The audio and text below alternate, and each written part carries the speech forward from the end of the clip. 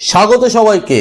মাধ্যমিক সম্ভাব্য 2026 আজকের আলোচনার বিষয়বস্তু একদম একদম ভীষণ ভাবে সহজভাবে নাম্বারটা তুলে আনা যায় এমন একটা অংশ, এমন একটা পোর্শন, রাশিবিজ্ঞান, স্ট্যাটিস্টিক্স। কিন্তু সমস্যা কি সমস্যা? দুটো সমস্যার কথা বলি দীর্ঘদিনের অভিজ্ঞতায়।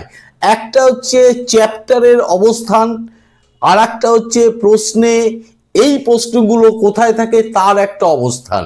চ্যাপ্টারের অবস্থান বলতে কি বোঝাতে চাইছি, বইয়ের একদম শেষ দিকে থাকে রাশিবিজ্ঞান। ফলত ছাত্রছাত্রীদের সিলেবাস শেষ করার ক্ষেত্রে এই পোর্শনটা বরাবরই একটা অবহেলার শিকার হয়ে যায়, অর্থাৎ ঠিক মতো রেডি করে নিতে পারে না। দ্বিতীয় হচ্ছে সেই একই ব্যাপার, শেষ প্রশ্নপত্রের একদম শেষে থাকে রাশিবিজ্ঞানের সিংহভাগ নম্বরটি। তাহলে বইয়ের কোথায় থাকে? বইয়ের একদম শেষে 26 নম্বর চ্যাপ্টার। আর প্রশ্নপত্রে কোথায় থাকে?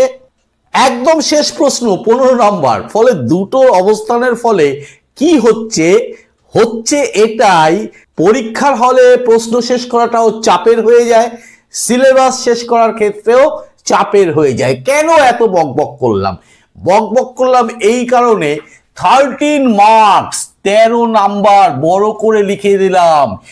ইজি, প্রচন্ড ইজি, ভীষণভাবে নাম্বারটা তুলে আনা যায়।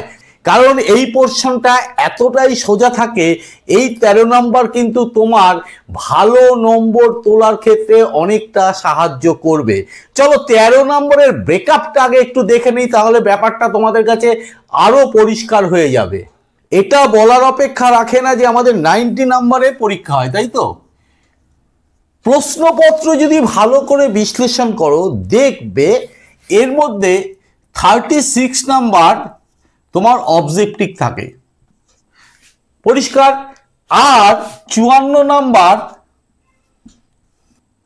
LAQ, long answer question.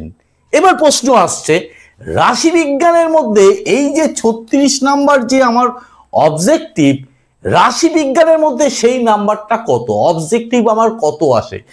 সেই নাম্বারটা হচ্ছে 5 নম্বর রাশিবিজ্ঞানের মধ্যে। কি সেইগুলো? MCQ,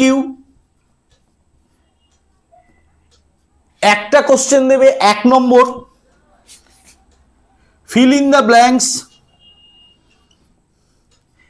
একই রকম একটা কোশ্চেন দেবে 1 নম্বর। ট্রু ফলস, একটা কোশ্চেন দেবে 1 নম্বর। আর শর্ট অ্যান্সার কোশ্চেন অর্থাৎ SAQ, এখানেও একটা প্রশ্ন পাবে যেটায় থাকে 2 নম্বর, তাহলে 2। টোটাল কত হলো? 1 2 3 2 5। ক্লিয়ার? মিলল? আর লং অ্যান্সার কোশ্চেন টোটাল তোমাকে 3টে কোশ্চেন দেবে, তার মধ্যে 2টো করতে হবে। কত করে থাকে? 4 + 4। এই 4 নম্বর আর 4 নম্বর 8 নম্বর খুব সহজেই কিন্তু তুলে আনা যায়, একটু চেষ্টা করলে। অবহেলা করো না। এত কিছু তো হলো, এবার কোন অঙ্কগুলো তোমরা প্র্যাকটিস করবে তারও একটা ধারণা দিয়ে নিচ্ছি। প্রথমেই বলে দিই যে এইগুলো কিন্তু সব টাইপ অঙ্ক, এই অঙ্কগুলোই কিন্তু টাইপ হিসেবে আসবেই, শুধু হয়তো মাঝখানের তথ্য তোমাকে পাল্টে দিতে পারে। প্রথমে দেখো 26.1, এই 26.1 থেকে তোমরা কোন কোন অঙ্কগুলো বিশেষভাবে তোমরা করবে সেইটা একটু দেখে নাও। 4 9 10 12 13, একদম নাম্বারগুলো বলে দিচ্ছি। 4 9 10 12 13, এই 5টা অঙ্ক খুব ভালো করে করবে। 26.2 থেকে কোন অঙ্কগুলো করবে? 12 14 15, 12 14 15, এই অঙ্কগুলো ভালো করে করবে।